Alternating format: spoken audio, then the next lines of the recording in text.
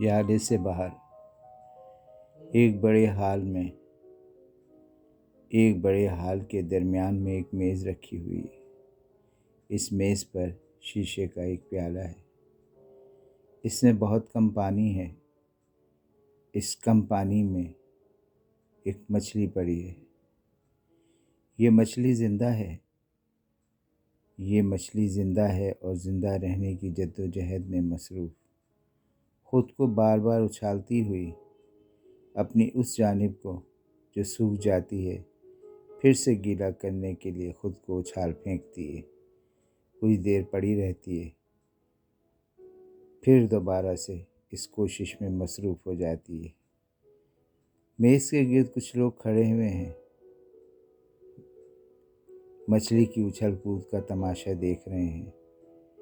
یہ بچے نہیں، اس میں بڑے اور بوڑھے بھی ہیں۔ اس بات سے محظوظ ہو رہے ہیں کہ کس طرح اتنے کم پانی والے پیالے میں یہ مچھلی خود کو گیلا رکھنے اور زندہ رکھنے کی جدوجہد میں مصروف ہے۔